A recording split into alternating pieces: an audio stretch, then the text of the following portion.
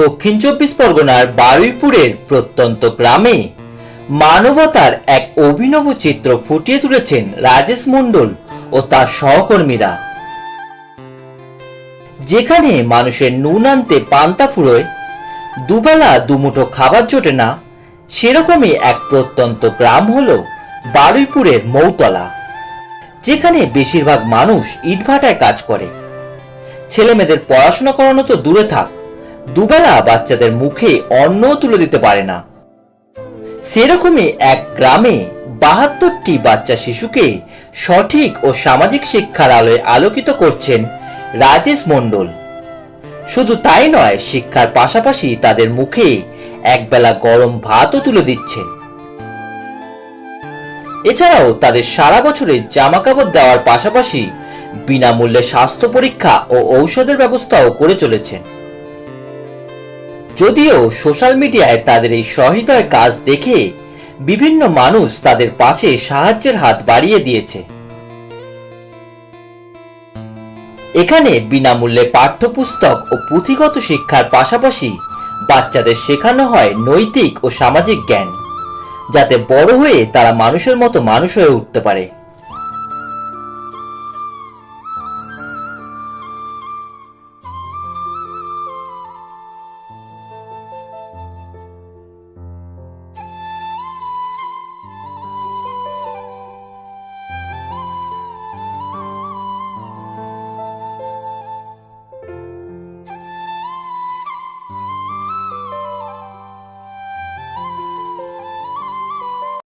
শ্রীরাম কৃষ্ণ নাম, শ্রীরাম কৃষ্ণ নাম, প্রেম করে মনে গাবো রাম কৃষ্ণ নাম, শ্রীরাম কৃষ্ণ নাম, শ্রীরাম কৃষ্ণ নাম, জন্ম মরণ সাথে রাম কৃষ্ণ নাম। এলে আমরা মায়ের ছেলে, আমরা কি কাহা শুনে যাম চিনব বলে, আমরা কি কাহা শুনে যাম চিনব বলে, আমরা মায়ের ছেলে। তাই ঘুরছে তারা চন্দ্র সূর্য গ্রহ তারা মায়ের মাথায় ঘুরছে।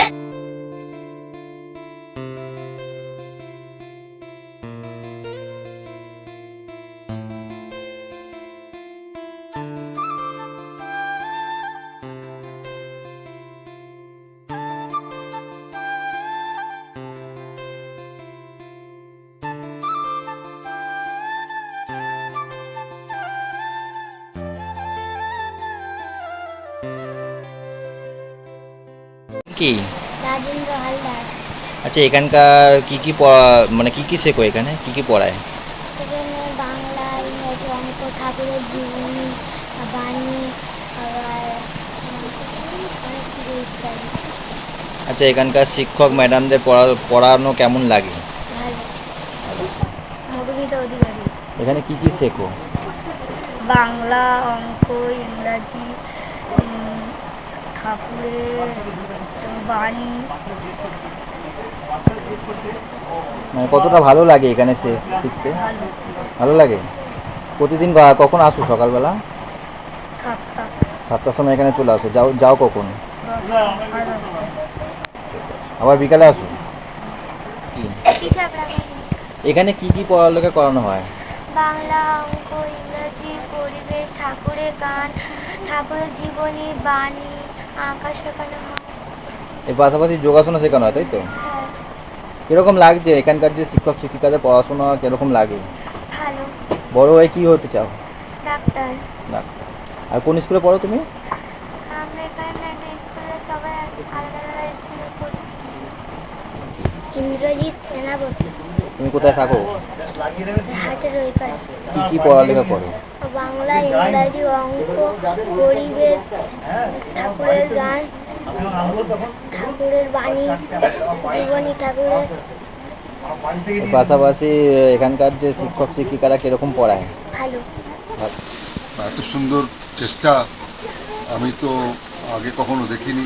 আমি চাইছিলাম এরকম সব বাচ্চাদেরকে নিয়ে সবাই ভালোভাবে থাকুক, সবাই হেল্প করুক, তাতে বাচ্চাদের অনেক উন্নতি হবে। ছোটো ছোটো বাচ্চাগুলো বাড়িতে কষ্ট না করে এখানে যে ফ্যাসিলিটি ওদের দেওয়া হচ্ছে সেগুলো আরও উন্নতি হোক। আমি চাই আরও অনেক অনেক লোক এদের সাহায্যে এগিয়ে আসুক। আমি এত দ্বারা সকল আমার বন্ধু বান্ধব যারা পরিচিত আছে সবাইকে আবেদন করছি যে যেন এই সংস্থা যেভাবে চলছে সুন্দরভাবে চলছে, তাদের যদি কোনো রকম সহযোগিতা করার কোনো রকম ইচ্ছে হয় তাহলে আমি এই ভিডিওর নিচে একটা নম্বর দেওয়া থাকবে, সেই নম্বরে যেন যোগাযোগ করা হয়।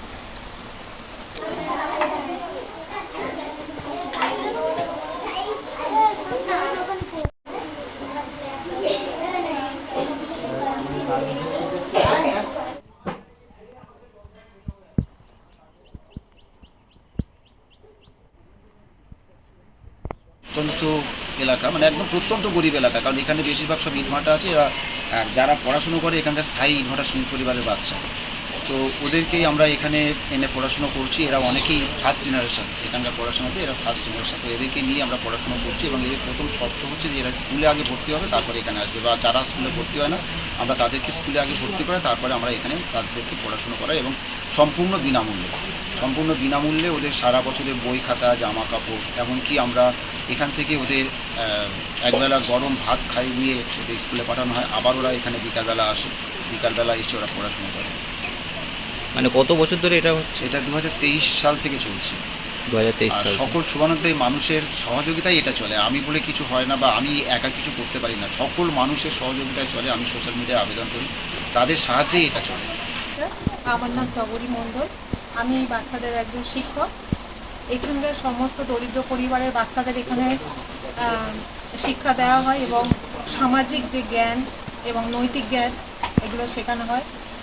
আর তার সাথে সাথে এদের পড়াশুনো, শুধু পড়াশুনো শিখলে একজন প্রকৃত মানুষ হয় না, তার সাথে সাথে কিছু নীতিবোধ শিক্ষা সব কিছু এখানে আমরা যতটা পারি দেওয়ার চেষ্টা করছি।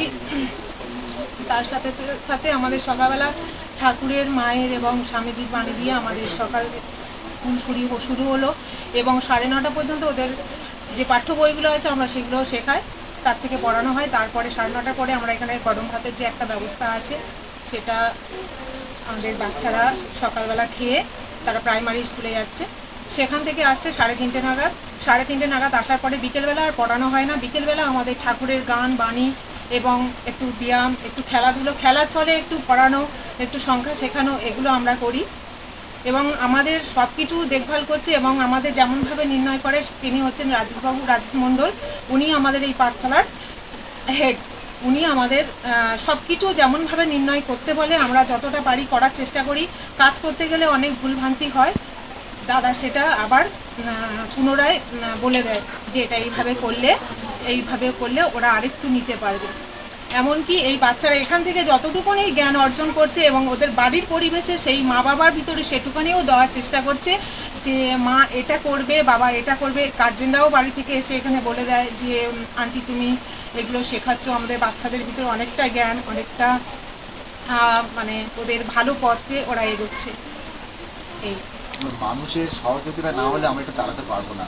আমি সবার কাছে বিনীত আবেদন জানাচ্ছি যে আপনারা এখানে আসুন, বাচ্চাগুলোর সাথে একটু সময় কাটান, তারপরে যদি মনে হয় যে এই বাচ্চাদের জন্য কিছু করে তারপরে আপনারা করুন, কিন্তু আপনারা না হলে আমরা কিছুই করতে পারবো না। আর বাড়িপুর থেকে এটা আসতে 2টো অটো চেঞ্জ করতে হয়, একটা উত্তরভাগ পর্যন্ত আসতে হবে, আবার উত্তরভাগ থেকে অটো করে মৌতলা পিয়ালি সঙ্গে মাঠ এইভাবে আসতে হবে। আর প্রত্যেকের কাছে আমি বারবার আবেদন করছি আপনারা একটু এসে বাচ্চাদের পাশে দাঁড়ান, তবে বাচ্চাগুলোকে আমরা সঠিক পথে নিয়ে যেতে পারবো।